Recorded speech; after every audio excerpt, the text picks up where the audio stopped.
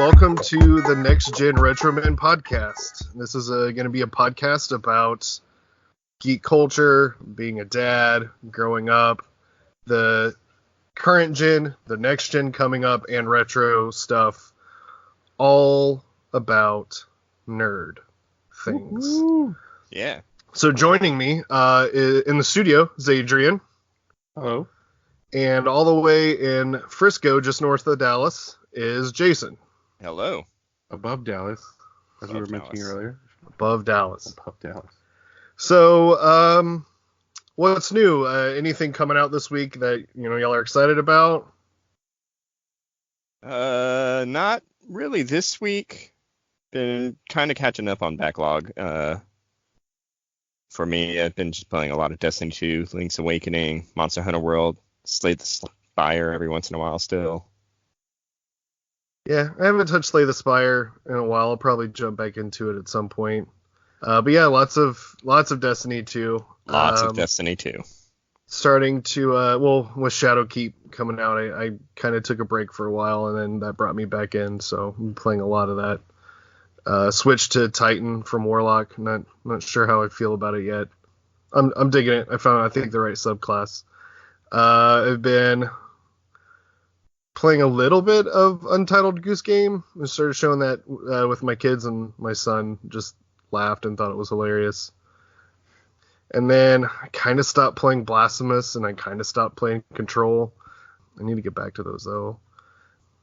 But I mean, like, news-wise, the only thing that really affected me this week was Doom being pushed back into, like, next year. That's already just crowded, full of stuff. Just March, right?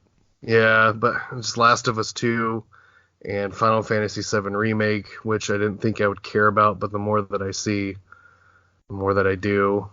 Yeah, those are both February, so yeah, you'll get some time. Yeah, I mean, I'm not worried about, like, I'll stop playing all that to play Doom. Like, that's what I'm really looking forward to. And then Cyberpunk, like, it's just a lot of stuff, and I was really looking forward to playing it this year, but I'd rather him get it right. Yeah, and I mean, they announced PS5 officially next holiday season, so that's good. Yeah, I gotta start saving up for that. Yeah. I got into that Untitled Goose Game the past week. Next Gen Retro Men, we're a bunch of dads here, so a lot of our video game experiences are being shared with our kids. I have a little 3-year-old, and that Goose Game was just cracking her up. Yeah. Just give her the control. She's just hitting a button and starts goosing or quacking. What does it do? Honking. Goosing and quacking. Honk. Yeah. So yeah, I mean that's been my thing this past weekend. I haven't played the game, but from what I understand, the game's premise is you just troll people as a goose. Yeah. Yeah. That's all I need. Geese are the most evil animal on the planet, so it's very perfect. I've also played and finished Link's Awakening, which I know y'all played versions of as well, so we'll get into that a little bit later. So I wanted to start off this episode kind of talking about, like, being a geek family, growing up in one, raising one, being one. Like, my wife's not into a lot of the same stuff I'm into, but, she's really into, like, Harry Potter and musicals, so she's got her own kind of, stuff that she's a nerd about. But growing up, like, I remember just watching sci-fi movies with my dad, The Last Starfighter and Dune and Star Wars and Stargate, just Fifth Element, just watching cool sci-fi movies with him. And I think that shaped, a lot of my tastes now. And then with video games, my mom was more into video games with me. I have, like, a very fond memory where I think she called the, like, 1-900 Nintendo helpline before the internet and got $5 a minute. Yeah, got, like, them to mail me this, like typed sheet from Super Metroid, like the optimal path for, like, finding everything. and then I would play it, and she would sit in my room and like read that list to me, and I would race to the next thing, and it was almost like speedrunning before I knew speedrunning was a thing. It was just really fun, and she would also sit in the room with me and give me hints and like Link's Awakening. Oh, why don't, or not Link's Awakening, Link to the Past. And she would give me hints and, well, why don't you try jumping in that hole and push that block and, you know, those things. So both of my parents really kind of helped shape me into the loser I am today. Not a loser, mom and dad. Thanks, I'm Mom kidding. and Oh, good job, parents. Yeah, they did a great job raising They me. did a And great job. now I, you know, share my hobbies and interests with my kids. I don't force it on them. My daughter's gone to PAX South with me, I think, every year. Yeah, every year so far that it's been here in San Antonio. And it's a blast. Ben started to go with me now that he's a little bit older and can appreciate it. She saw every single, not every single one. She saw most of the Marvel movies with me in the theater.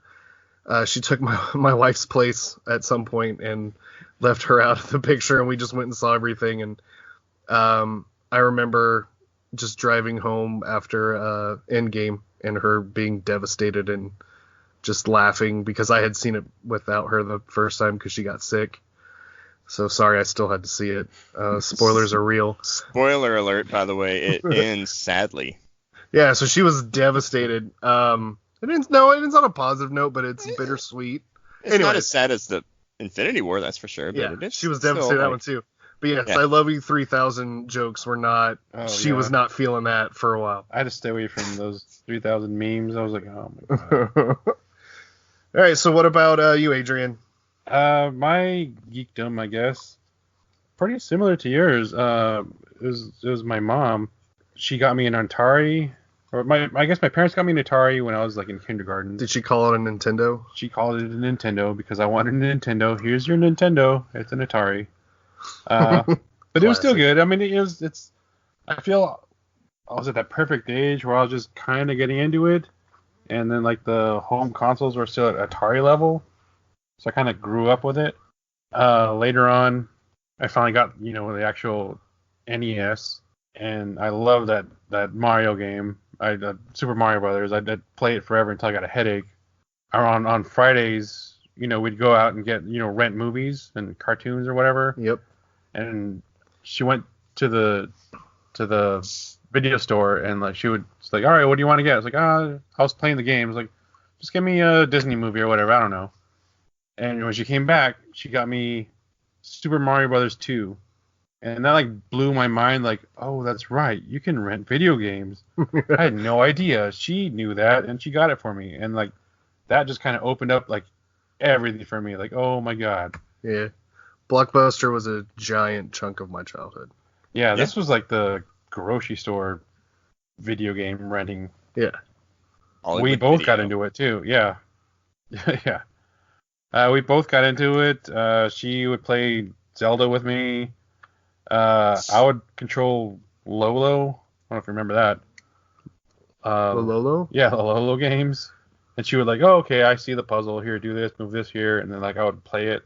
So like we'd grow up, like I would grow up and like play games with her. That's where like a lot of my video game started, I guess. With my dad, it was also movies. Not so much sci-fi, but more just like the action stuff. He got me into like, I was still like a kid. I guess I was like a little pussy kid. I was like, oh, Disney movies and this and that. He was like, all right, we're gonna go watch Terminator or this or that, movies like that, Rambo.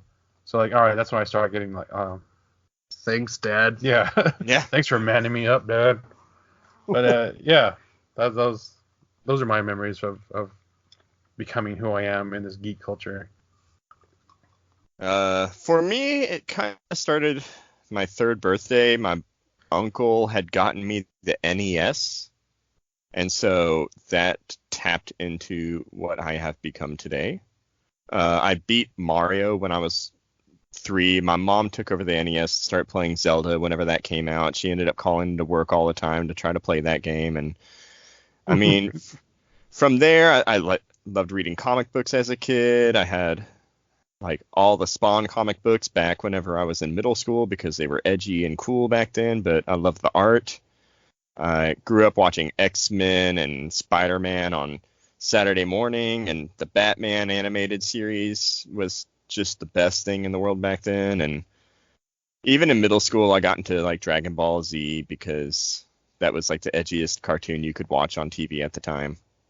And then other than that, my dad's really the one who got me into, I guess, movies in general, because he was really big into Star Wars. My mom was really big into Star Wars, and so they introduced me to that. And we used to have a Krull.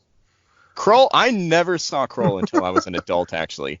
Last Starfighter was a big one when I was a kid, and the Star Trek films as well. I remember staying up real late watching The Next Generation on TV. Yeah. And we used to watch Sequest together. Oh, Sequest was very not good anymore. Yes. Yeah, they had the talking dolphin and Jonathan Brandis. We don't talk about that. Yeah, that's a sad story right there. Oh yeah, yeah. Yeah. And other than that, it was really just, I would say Blockbuster helped me discover Super Nintendo games, because I went to Blockbuster and I didn't really know what was going on. I played some sports back then, so I was like, okay, well, Mom, just rent me whatever kind of Zelda-like game is out there. And she rented a game called Chrono Trigger for me. And that game introduced me to just storytelling in video games in general. It's still my favorite game I've ever played, and it just opened my eyes to a game can be more than just side-scrolling and trying to beat a game. It can be interactive storytelling.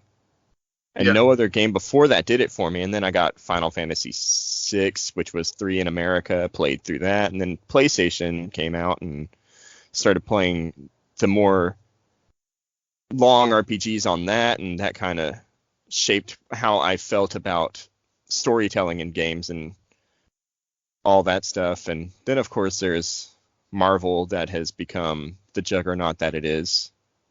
And kind of trying to introduce my son to that stuff, even though he's 6 months old, has been a lot of fun.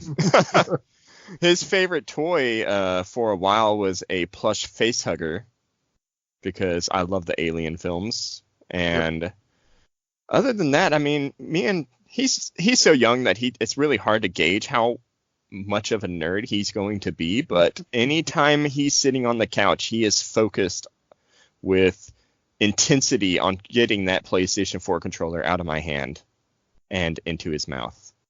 So I guess that's something. Yeah. Other than that, my wife is pretty nerdy. I didn't discover this until months after we were dating, but like, she's like, hey, let's watch all the Harry Potter movies. I'm like, oh yeah, you like that? And she's like, yeah, and I love Lord of the Rings. And my favorite cartoons were Sailor Moon. I'm like, who are you? So Is that when you knew? Is that when you knew, Jason? I knew around that time, yes. I knew whenever she came into my room one time and she saw like a Dragon Ball Z poster or something. There was something nerdy in my room, and she was like, I guess. That's how I knew it was going to work out. Hey, didn't Chrono Trigger also introduce you to someone else important? Yeah. The ringtone. So the way me and Ryan met, we were both working at a restaurant together. And I had my phone ringer on, and that's back whenever you could just download ringtones and put them on your phone. And I had the Magus theme whenever they're fighting him as my ringtone.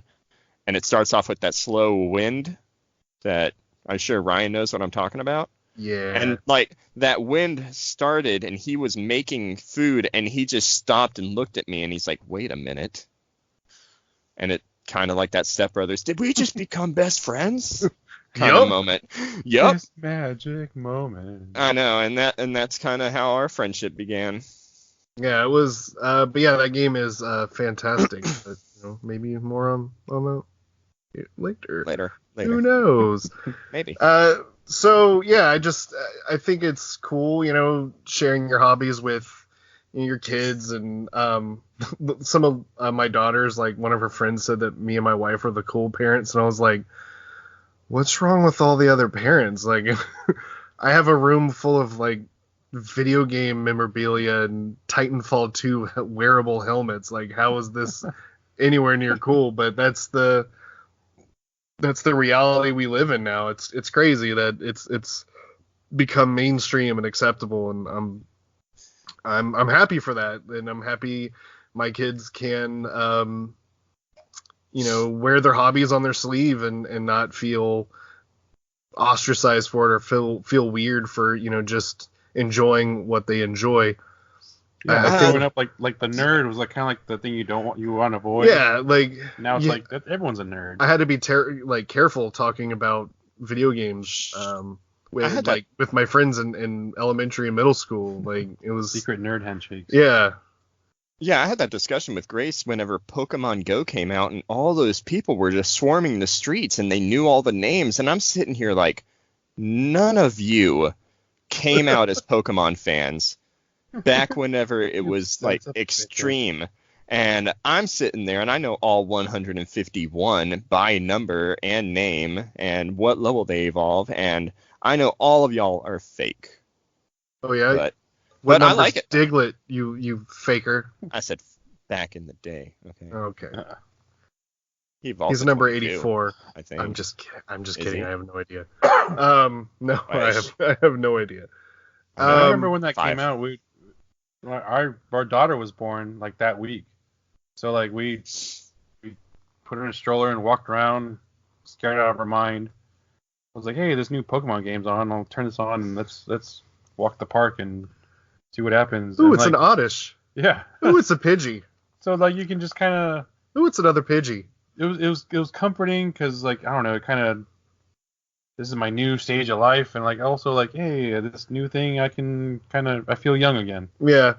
Well, I mean, I think stuff like that is good. Like, I like having my hobby, but I think it's also good to kind of have it out in the mainstream too. Like, I grew up reading Marvel comics and collecting comic cards, and now, I could tell people that I knew who Tony Stark was and Steve Rogers and drank this super soldier serum and all. And back then it was like, yeah, okay, Wedgie.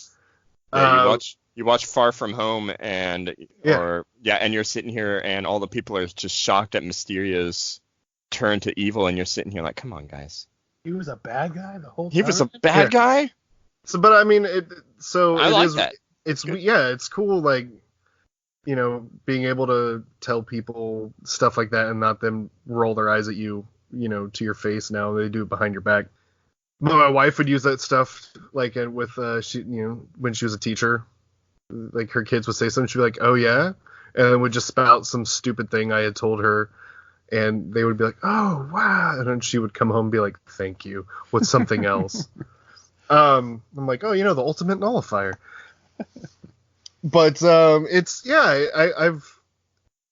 think it's kind of cool.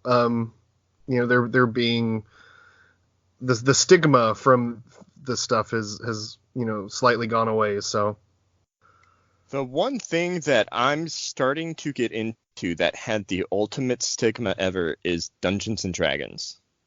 Yeah, that's like really gone away. I wanna get into that. Yeah, Adrian and I have talked about playing with our wives, and our wives are kind of into it, and I think my daughter would be as well. Growing up in the 80s, that was like super, like, it was like taboo almost. Like, not just like nerdy, but like the culture was like, the whole satanic panic. Yeah, exactly. Like Pokemon. Like, oh, if you do this, all the kids are gonna kill themselves, kind of thing. Yep. I was like, no, that's stupid, and I want to like get into that now. Yeah, we need to figure that out and start playing. Maybe another segment in the future. Yeah, you can DM over the over Skype. You're gonna slide into my DMs. So that's a good I think wrap up of who we are, how we became what we are now, which is the next gen retro men. Oh man, that was bad. With that voice. With that voice. No, that's staying. Ready to go. I'm proud of it. So I'm not. This shows like who we are and how we became that and kind of our worldview on at least nerd culture type stuff. Or not. I don't really like using nerd. Yeah, fuck that. I like using geek, man. I think that's a little bit better. I'm okay with that. I don't even care. All of it's the same. Yeah. But you That's know our what, man? word. They can't use it anymore. Being pedantic about it, isn't that the nerdiest thing of all? That word was. Yep. Anyway, so moving on, we briefly mentioned Link's Awakening, and all of us played it in different forms and timelines even. So I grew up playing Link's Awakening. It's my second favorite Zelda of all time. Still, even after playing the new one, I don't think anything will ever beat Link to the Past, in my opinion. But I played the new one. I bought it day one just because I was super hyped for a new remake of one of my favorite games. Nostalgia hits. Oh yeah, they got me for $60, and they knew they could. But yeah, it was good. And Jason, you never played the original on the Game Boy, correct? I never did. Never played it? I really wanted to, but Eh. my Game Boy didn't get a lot of attention until actually the James Bond game came out for it, and then Pokemon. Fair enough. Oh yeah. Yeah, look We all up that make James mistakes. Bond game. Oh my god, no, it was just like Tetris and Super Mario Land. And Alleyway, buddy. Alleyway. Super Mario Land. Anyways, we're not getting a whole Look, Game Boy I tangent. had a Game Gear at the time, and that had color. And they ate all of your AA batteries, so you didn't have any to Yes. go on your Game Boy. Yeah, so But so you didn't play the original, and you have now played. Did you beat it? I've played most of Link's Awakening. Okay. I am still at the Eagle Oh yeah, that's the worst. It's the worst. because I could not figure it out after about 30 minutes of walking around with that giant metal ball. And Yeah. I'm sitting here like, okay, I know where I got to throw it, but I don't know how to get into that room. And then I Ryan know messaged exactly me where you're how at. to get into there, and I was downloading Shadowkeep at the time. Yeah, true. Okay, And so fair. my Switch has Or been under my bed for 3 days. stupid Destiny 2 addiction right now. I need And so my Adrian, fix. you have not played the new one. Yeah, correct. I've not played the new one. I've played the old one several times, beaten it several times. I'm in the middle of playing it again. The Uh, DX version, right? On the 3DS? Yes. Okay. This is my first time through the DX version. Before I've played just the original one. What's different? I never played the DX one. What's different? Color. Color, I guess. Okay. Yeah, it's the same thing. Might be. There might be some. I don't know what it is. something. Oh well, we should have done a research. But yeah, it's like just takes me back to like when I first got it, back when it first came out.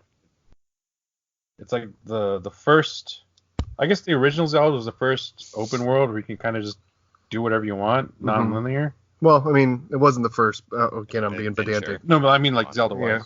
Yeah. Well, I know what you're saying. Yeah. Like you could go to like It was the first good one. yeah, you could go to Dungeon 2. Yeah, before Dungeon 1. Like Right. It wasn't linear. I Right. get it. I get what you're saying. Yeah. I gotta say that opening cinematic, having seen it in the Game Boy so many times, booting that game up, and I almost always watch that intro cinematic, and I've done that with this new one as well. It's just good. Yeah, you texted me the cinematic for the remake. Yeah, And I didn't know it was coming out until you texted me. Yeah. I saw it. I was like, holy shit. yeah. That was when I was like, as soon as I saw the waves, I just was like, wait, what are they doing? Don't you do it? And then they did it, and it was awesome. But The I art will style. say, The art style. yes, is my that art favorite style, Zelda. and then you being in the dream is when everything looks like one of those old, Rudolph the Red-Nosed Reindeer holiday special things, which I dig that aesthetic. I know a lot of people are hating on it. It makes sense to me that it looks different because you're in a dream. I mean, spoiler alert, you're in a dream. Spoiler for me, I have not Oh, beaten it yet. No, Yeah, so anyways, I mean, kind they- of figured it out. yeah, Jason, they've told you a million times you're in a dream. Yeah, it's like, hey, this isn't real. So, I won't spoil the actual ending, but the whole time I was playing it, I was just so psyched to see the ending cinematic redone in that same style from the intro, and I was not disappointed. That's all I'll really say about the ending. It was good the whole way through. Like it was things were exactly where I remembered them to be. Because I played Link's Awakening so many times as a kid. Anytime he went on a car trip or on a vacation, like that was I brought all my games with me, but that was the one that was pretty much in my Game Boy the whole time. Maybe with the exception of like Super Mario Land 3. I loved that game. It was so good. Was yes, Tetris. Land My mom, 3 the one with Wario, or is that Land 2? that was Yeah. Wario was in 3 where you played as Wario. He was the Okay. enemy of 2. yes. He was the bad guy Sequel, in 2.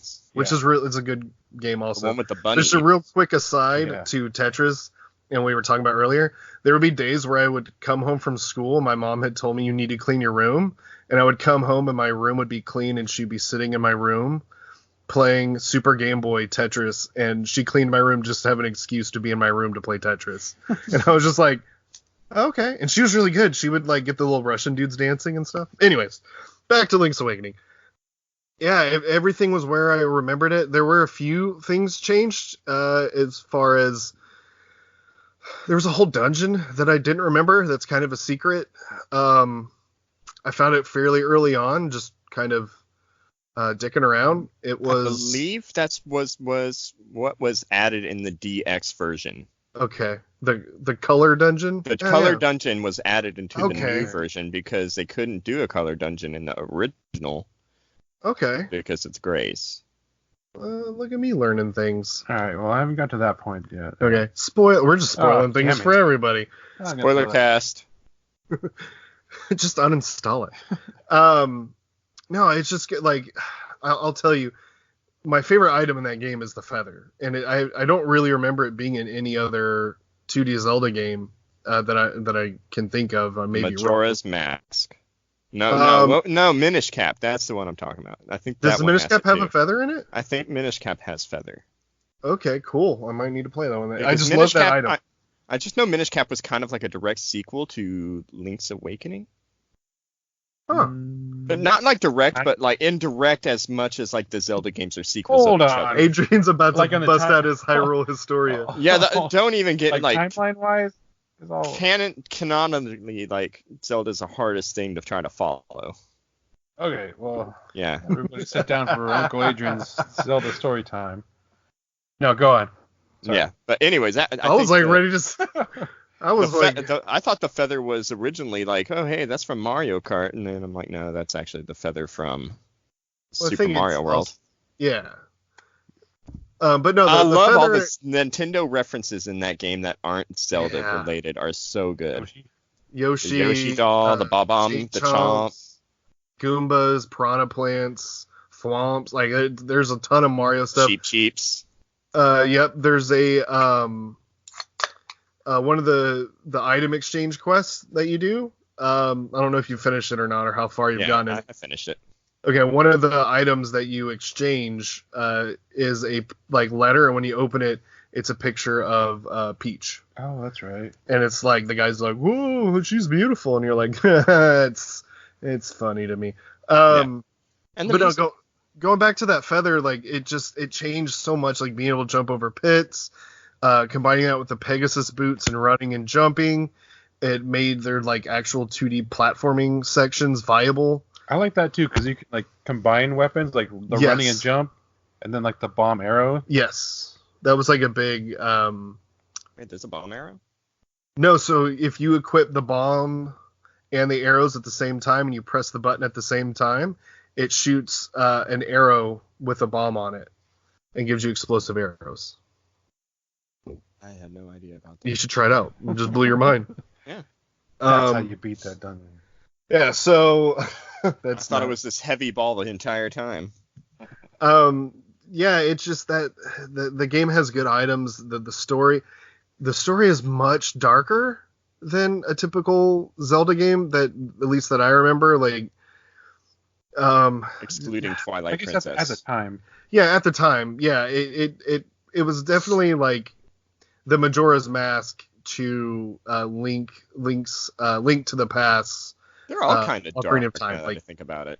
Well, this one, like, I mean, without, I don't want to spoil anything, but like, it's dark, like and it takes a while to get there, but it's very like Twin Peaks kind of like odd Like things, surreal yeah, kind of- like odd things going on around you, and Should we put like a little spoiler warning and just do it? no, he hasn't beat it yet. Oh, he hasn't. I don't want to do that Okay, to him. all right. But no, it's Unplug yourself. yeah, Jason, cover your ears. No, I'm kidding.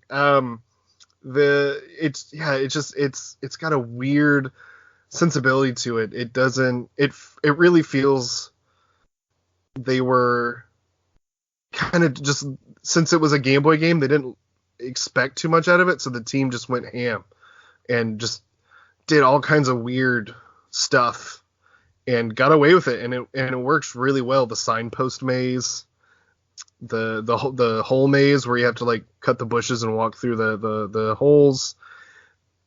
With the chomp. Yeah, chomp, bow wow, the chomp to get into the second dungeon. Like, just, it did weird little clever things just so well. I remember as a kid, like after beating it, you kind of like brought a kind of a tear to your eye. It's like an emotional ending. Yeah, it's definitely. I mean, it's definitely heavy. It hits hard, but it just, if I remember correctly, and I very rarely do, I guess, it was supposed to originally be a port of Link to the Past for the Game Boy, and as they were working on it, they realized, hey, we could, do our own thing. Again, I could be completely wrong on that, but I really think so. I remember reading that. 100% fact. I would think that they wouldn't be able to port Link to the Past on the Game Boy because those cartridges were too small. I mean, Link to the Past is a much bigger game than Link's Awakening, that's for yes, sure. I like I said, I think it started out as that, and it eventually. Maybe that was like the template they started working at. Yeah. Because it kind of has that same. A lot of the stuff is the vibe. same. The multi-level, The witch. yeah, the witch, the multi-level dungeons, just Even the first boss. The Yeah. little worm guy with the tail. old dorm or whatever. Yeah. I will say that I have minor complaints about the game Mhm. that are very minor. Like, I feel like the price point of $60 is really steep for how short this game is. Yeah, Because I haven't really played it that much, but I feel like I'm at the Eagle Tower. I'm guessing I'll have like 1 or 2 levels away, and it's taken me like maybe a night and a half to get that far. yeah, you could definitely tear through it. There's a lot of little side quest stuff you could do, but it's by no means, Yeah, you necessary. could beat the game in like 1 day.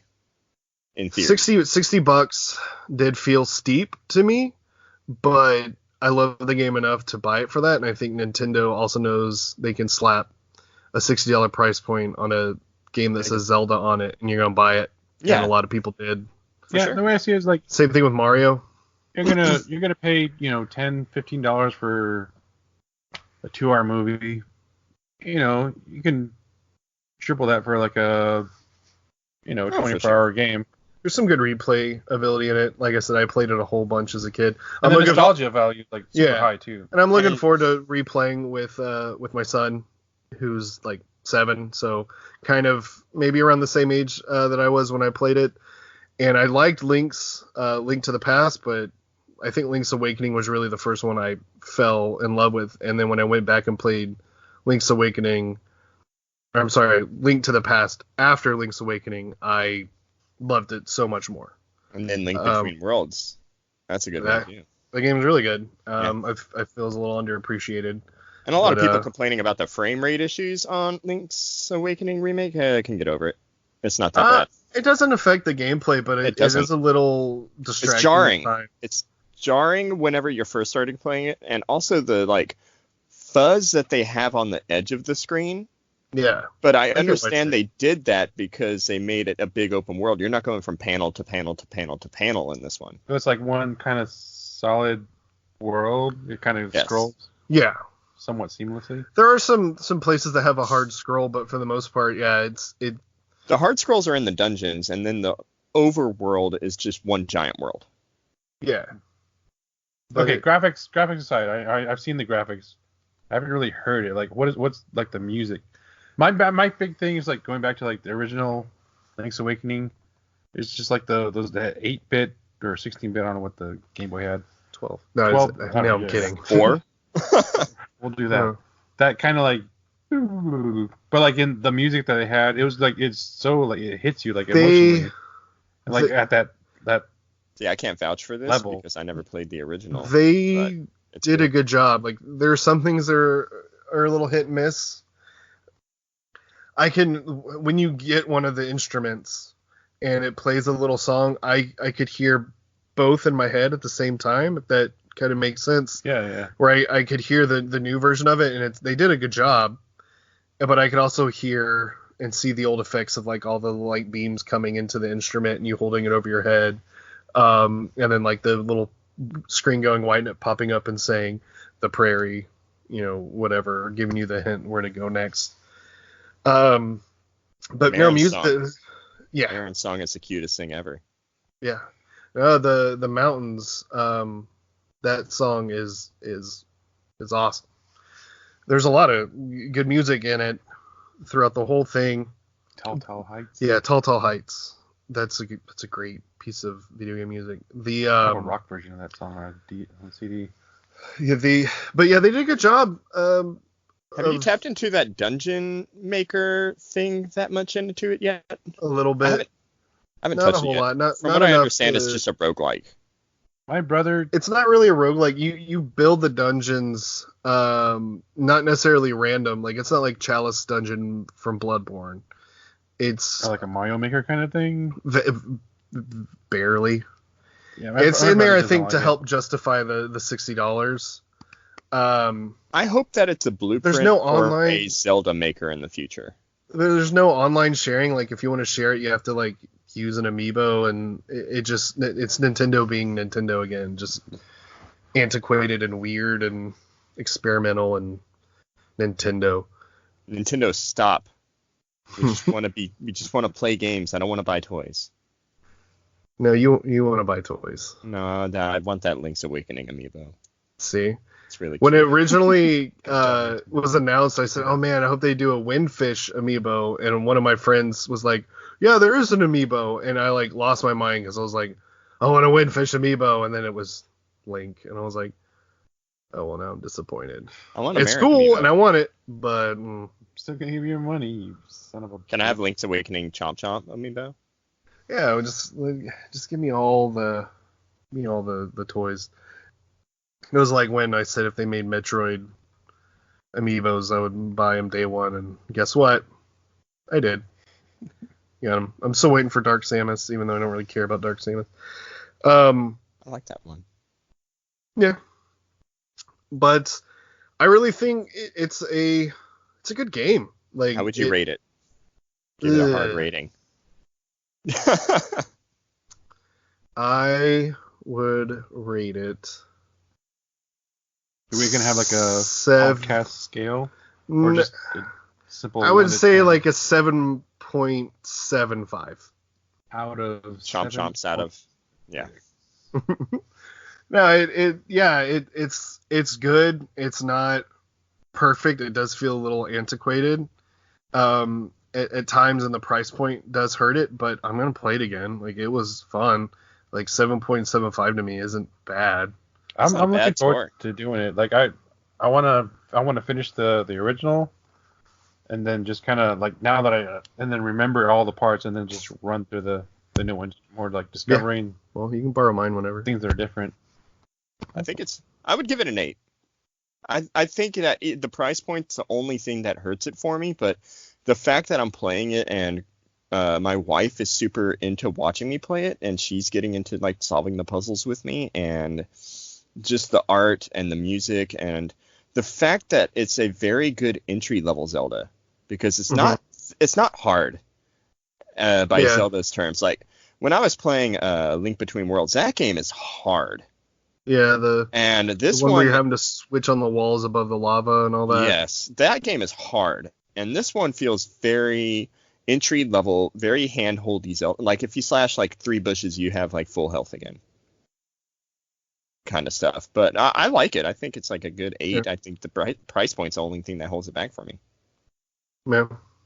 Like not playing the original. What would you put this game with the original graphics at that time? Like not. I know where you're giving this game an 8, but what do you think the original intent would be? Like I would put that as like a good solid 10. They stayed on the top of the charts of Nintendo Power. It was like number one for it was years. groundbreaking. It blew people's mind. I can play Zelda on the road. Like can you see like the But now you can play Breath of the Wild on the road for $60. Why would you? Oh yeah, we'll get into all that later. Yeah. Anyways.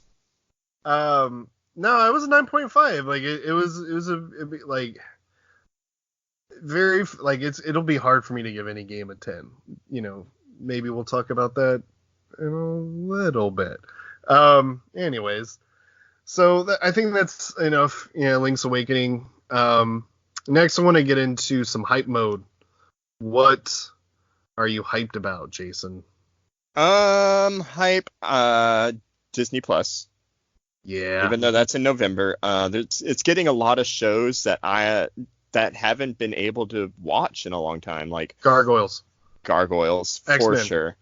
X-Men and Spider-Man were on Hulu for a bit. I don't know if they still are. I think I watched Spider-Man on Netflix like a long time ago, but it hasn't been on there in a while. Not just that, like X-Men cartoon. Yes. Yeah, the X-Men. Yeah, no, yeah. And Evolution. You guys talk. I got to bring something up. Okay, and then I'm excited for Halloween because this is my first Halloween with a baby. Yeah. And as you get older, Halloween becomes less fun whenever you stop kind of partying. And it's my favorite holiday, but it's like, okay, well, it's a day I sit in a house and pass out candy that may or not happen. But now that I have a baby coming in, it's like, oh, hey, I get to dress him up. And I'm excited. Every year, it'll be more and more fun. What costume? What is he? He has this year? 5 costumes right now, so I don't even know. The mother-in-law, mom, and my mom have just gone nuts. He has like a pumpkin. He's got like a chicken. He's got, I don't even know. There may be a baby shark mixed in there at some point. But yeah, he's definitely got a lot of costumes. I'm excited for the Destiny raid. I'm going to try that sometime this week since I finally hit the light level for that. And they released a trailer today, honestly, for a thing that I didn't think I'd be interested in, but it interests me now, is Avengers Damage Control. Have you heard about that? They released it a few days ago. Well, they have a storyline one. Have you seen any of that, or?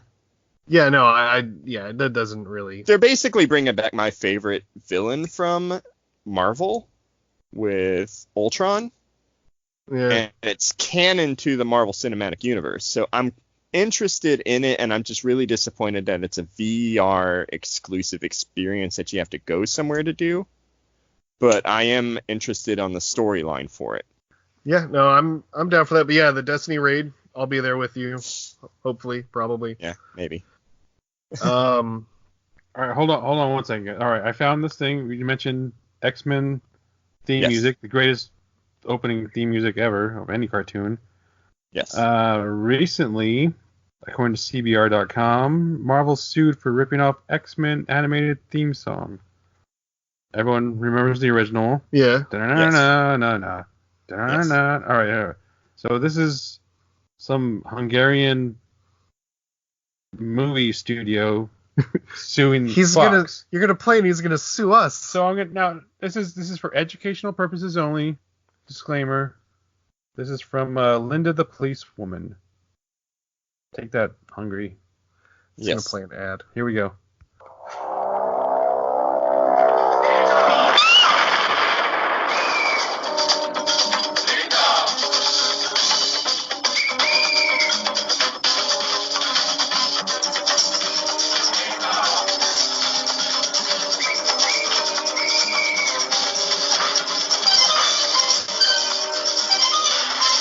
Okay.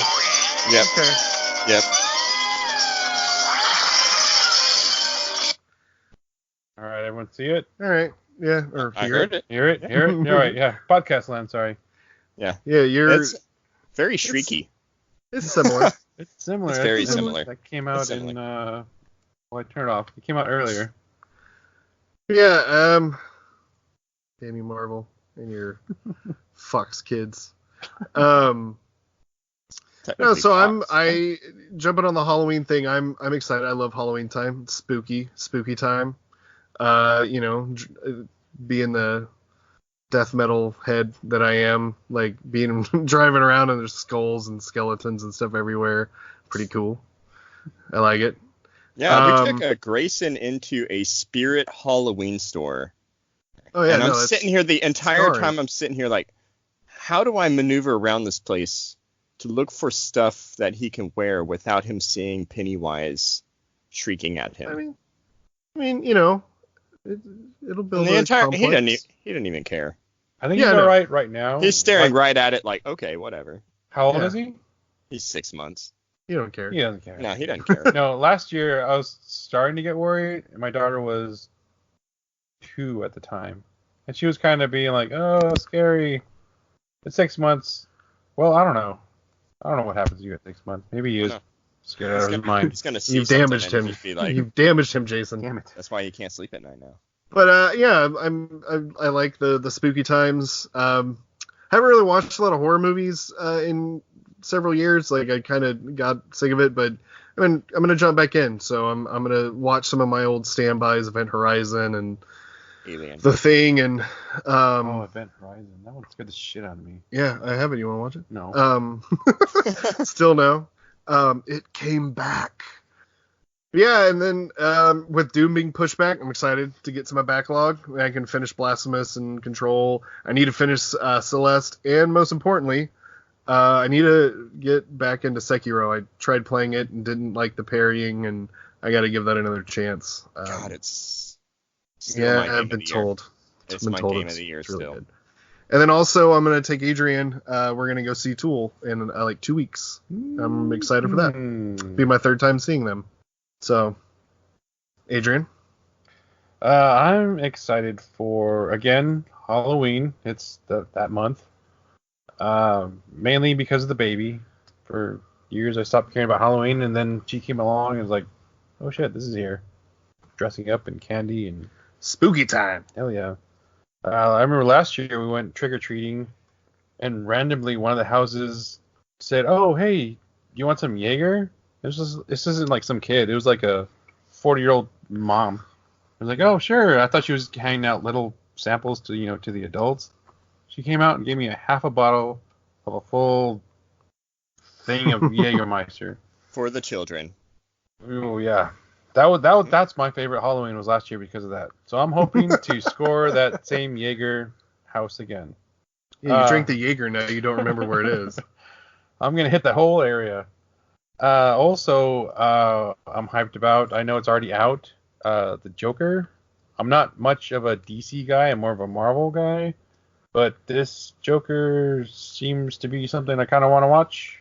I've seen Taxi Driver. I'm good. Nah, I want to see it though. I feel I'm all for it. I want to see it, but the fact that movies, like, I just feel like if you're making a superhero movie now, you have to have some sort of continuity with other movies, and DC is just losing that. No, that's this the is thing. standalone. I get what they're doing with it. Yeah, DC they're going like just spreading it out like everywhere. Yeah, it just, I don't know. This movie just seems, I don't know, pretentious to me. I want to I totally is. It's one of those like, oh, we're gonna just go for the Oscar. So I want to see like I want to see what like an Oscar performance Joker would be like. I'm not hating on it. Well, we already saw an Oscar performance. No, Joker. absolutely. No, yeah. So I want to see. I guess I want to see another one. Jared Leto. He's apparently butthurt that they made this movie too. When is he not butthurt? True. 30 seconds. Get Brad Pitt to beat his ass again. What? Fight Club? Oh, okay. Yeah, okay. Angel Boy. That's right. I was like, Brad Pitt wasn't Batman. That was see Affleck. beautiful get beaten. I haven't seen the movie. All right. Also, El Camino. Anyone Breaking Bad fans out there? Yeah, No. But I had to cancel Oh I my Netflix. never God. watched it. Do I need to watch it? No, Yeah. it is a very good movie. Well, no, I don't mean like the show. I mean, Should I watch the show? Yes, you should watch the show. You should watch Breaking Bad. Breaking Bad is Okay. phenomenal. Yes. Are All right, you- you're backing up on this, Jason? Yes, I love. Yes. I've seen Breaking Bad 4 times. Yes, I'm in the middle of watching it again right now because I want to binge it before. I just know the memes. Oh no, it is great. It's one of the most like Well Well-written- acted TV I- shows. acted. I can tell you right TV now shows. that it's just gonna make me want to watch Malcolm in the Middle. That actually made me forget Malcolm in the Middle. I like, didn't know he how was is in it- Malcolm No, in the no, Middle. no. He starts off as that kind of nerdy dad in his underwear, but he ends up like the most badass person that like just freaks you out. I would like- even say, yeah, it's a great show. But- Yeah, but- like walking down a hallway and you see Bryan Cranston walking down this way like 20 years ago, be like, "Hey, what's up, Malcolm in the Middle?" Blah blah blah. Power But then, like, Rangers. If that were to happen, yeah. But if that were to happen today, I would be like, "Holy shit! I'm shitting my pants right now," because like, it's a completely different character. Fear boner. Yeah. He won Golden Globes I'm for that picking one right performance now. multiple times for a reason. Like I know. he's phenomenal in that show. And what's his name? Aaron. It's just hard for me to get into dramas. I guess that's the whole thing with the Joker and all that stuff too. I need to like laugh and I need to like just watch cool shit explode. There's Arrested some, Development there's on some repeat. cool explosions on that. All right, laser guns, Chemicals. but no Well- laser guns. No. That definitely hurts its potential. Laser guns in season 3. Keep going. Laser Chelsea. guns happen in Better Call Saul. Yeah, like I think I might. I'll try watching One Punch Man if you watch Breaking Bad. That's like no way equal. No, it totally is. Like, oh my god, it's so good. I'll watch it. I told you I'd Okay. watch it. I'll give you a list of like, I'll If I'm gonna watch it, I'll watch it from the beginning. I don't want to. okay, jump all right. around. No, you should. You should know okay. enough of like a continuity. I started the X-Files at season 1. All right, good. I You liked the X-Files? I never finished it though. I just at some point There's a point where it's like, it was starting to get a little. But no, this is a solid. This is solid. What I love about it's a solid 5 seasons. How many episodes in a season? 13, 20, something like that. I don't know. One of those two. That's vague. Right, Whatever that's- AMC does. It's a giant jump there. Anyways, That's good. yeah. I mean, I think. Oh yeah. Then what? PAX South, right? We're gonna go to Yes. PAX South. I'm getting hyped for that too. I'm psyched for that. I usually buy that on my, or I guess my wife buys that for me on my birthday, and birthday's in 2 weeks. So Heyo. Oh yeah, I like the Tool concert's like right then. yeah. Happy birthday. No, thank you. I won't make you pay me for Frisco, that that's ticket too now. far for me. I was born for that reason. All right, so I think that's gonna wrap it up for episode 1. I just want to thank everyone or anyone listening. Please, anyone. So yeah, I think this next week, Destiny 2, Shadowkeep, still gonna be going strong, still gonna be leveling up. Need to work up and get those armor ornaments because I want some. Adrian, what are you into? You're gonna be finishing up this week. I really want to finish. What are we talking about? Link's Awakening, Yeah. because I have to give that back to my brother. He let me borrow it. And just kind of getting hyped for El Camino. Yeah. Jason. I guess I have to finish Link's Awakening. Yep. I'll YouTube a walkthrough on that dungeon or something like that, so I stop crying. Destiny 2 raid. Now that I'm at that 920 and I actually found out like 910 was the requirement to start that raid, I feel like I can handle it. I should maybe do some research on the boss battles and all that stuff, so that way I don't go in and just trash. Other than that, I mean, not much. I have to work a lot. And Same. still kind of tapping into D&D. I got the like starter pack or something like that like yesterday Yeah, I got it. Yeah. because All right, you're gonna- Amazon Stop talking about it. You're gonna make me like buy this as soon as we end here. My wife's no gonna get pissed. Amazon has everything on sale Oh. for half off right now.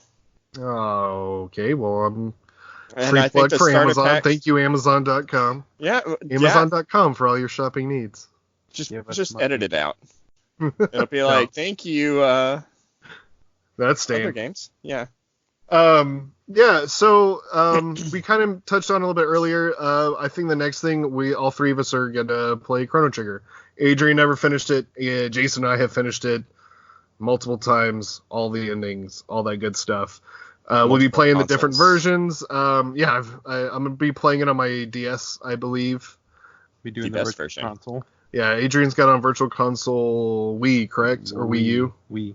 Okay, the Wii. So we play. Which one is the Virtual Console Wii? Is that the Super Nintendo or the PlayStation? Super Nintendo. Okay. Yeah, the PlayStation one's awful. It's got loading screens. None of us will be playing that one or. But it has animated cutscenes. They're in the DS version. Yeah, but he's playing the Super Nintendo version. Yeah, well, he'll be fine. The game doesn't need them. My birthday is coming up. It's beautiful the way it is. Oh, $100 Super Nintendo cartridge? Heard, gotcha. You can borrow mine if you want to play it on Super Nintendo. It's up to you. Or my DS one, and I'll play Super Nintendo. Whatever. Doesn't matter. We don't need to be doing this on the podcast. We're going to be playing Chrono Trigger, and we'll be talking about it because, man, it is a masterpiece of video game art. It's one of the first things where I played a video game, and I was like, oh, they could be so much more than what they are, like, or have been, or could, like, it blew my mind, like, it just how amazing the game was. Soundtrack is one of the few that I physically own. I own multiple versions, Super Nintendo, DS version. It's an amazing game. If anybody listening to this has never played it, you should. But we'll be playing it. We'll be discussing it, in the coming weeks or so. Because it does take a little while with full-time jobs and everything. I can't just power my way through it in a weekend like I used to. You could do it in a weekend and then get yelled at the end of Sunday. Yeah, but you get fired and you're divorced. But I beat Chrono Trigger in a weekend. But we have a podcast. Let's do it. So, just wrapping up. You can find us on Facebook.com/NextGenRetromen. We're on Twitter @NextGenRetromen. We're on Instagram. You can find us on all those things, and you'll already found the podcast on Podbean, but we're going to be working on getting it on multiple platforms coming up soon. And you doing the Twitter thing? Huh? We're on Twitter? We're on Twitter. All right. Well, we're going to be tweeting and twatting. We're Twitter pated. Right. I'm ready. Let's figure out what this Twitter thing is now. We're going to tweet the hell out of this. Anyways, thank you for listening. Bye. Thank you.